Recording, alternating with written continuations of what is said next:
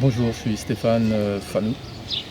Je travaille pour la Terre-Neuve en tant qu'animateur et médiateur du jardin depuis 1 an. C'est un jardin qui comporte 67 parcelles, dont une parcelle collective qui est relativement grande, qui peut accueillir à peu près une dizaine de personnes, et une parcelle pédagogique pour 2 groupes d'enfants, à peu près une quinzaine. Il y a eu des gros travaux parce que depuis plusieurs années, le problème était que les jardiniers, de façon progressive, ont apporté ce qu'ils pouvaient pour clôturer leur parcelle, parce que leur parcelle est limitrophe à la suivante, c'est-à-dire proche de l'autre.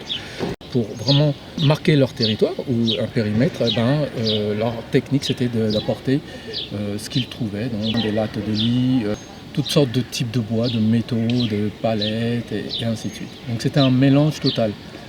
On n'avait plus vraiment de place pour le jardin, c'est-à-dire la terre elle-même, mais beaucoup de place pour les déchets. Mais il est vrai que les jardiniers ne pouvaient point s'en rendre compte du fait qu'ils le vivaient tous les jours, de façon progressive.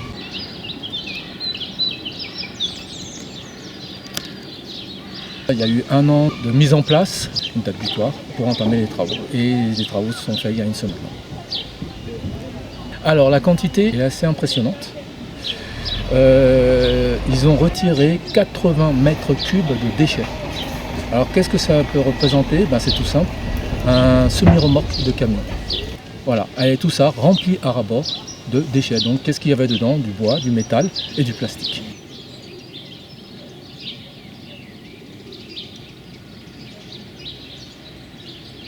Pourquoi il faudrait qu'il n'y ait plus du tout de plastique dans ce jardin, ce qui serait un modèle pour tous les autres jardins partagés et ailleurs même. Le plastique se dégrade de façon normale, comme tout sur cette planète, mais avec les intempéries, le soleil, la pluie, le froid, le chaud, il se dégrade nettement plus vite. Et le problème du plastique, c'est qu'on le laisse, puisque c'est fait pour. Une jardinière est faite pour rester au dehors. Donc la jardinière se dégrade nettement plus vite. Hormis les jardinières, il y a aussi les ficelles à tuteur qui sont faites en nylon, en plastique. J'ai constaté que dans ce jardin-là, de Terre-Neuve, n'importe où, sur n'importe quelle parcelle que vous allez, vous vous positionnez et sur un rayon de 20 cm autour de vous, vous trouverez plein de bouts de plastique. Et alors, un bout de plastique, on a l'impression que c'est à rien, mais il n'y a aucun jardinier qui ramassera ces petits bouts de plastique. Et malheureusement, ça, avec le temps, ça sera pour qui? Ça sera pour les prochaines générations. Les prochains qui acquerront une parcelle à leur tour. Donc l'idée est qu'il n'y ait plus du tout de plastique dans ce jardin. Plus de jardinières, plus même d'arrosoirs en plastique. En fait, plus de plastique. Les travaux se font en 2 parties. Ouais. Parce qu'ils ont commencé tardivement malheureusement. Et les jardiniers avaient déjà commencé leur semis et du coup ça a été délicat de pouvoir commencer à faire tous les travaux qui étaient prévus au programme. Donc il y a une 2e partie qui se fait en automne. Le but de ces travaux-là sera de faire des délimitations par des chemins, par des allées de chaque parcelle. Ce qui est assez intéressant parce que justement on pourra traverser tout le jardin entre les parcelles. On pourra être même contemplatif en se positionnant devant une parcelle, en faisant le tour d'une parcelle. Je suis convaincu que ça sera une très bonne idée. Il pleut, c'est parfait pour les plantes parce que de toute manière, incessamment sous peu, on aura des très bons rayons de soleil et de la chaleur. Donc c'est un super démarrage cette année, je pense, pour les plantes. En cette saison, je dirais 10 à 15 personnes par jour. C'est ouvert 24 heures sur 24. Chaque jardinier a la clé et peut venir quand il veut.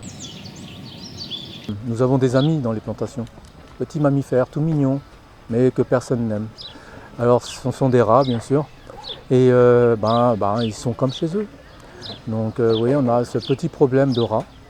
On n'a pas de prédateurs, on n'a plus de prédateurs, c'est-à-dire les éperviers, les rapaces ou les renards. À part peut-être l'empoisonnement, mais comme c'est interdit dans le jardin, donc on n'a pas encore mis en place de technique. Il y a des vols. Malheureusement, c'est dur à dire, mais c'est vrai.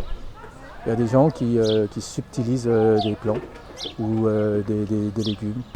C'est assez fréquent en été. J'ai pas mal de remarques à ce sujet-là.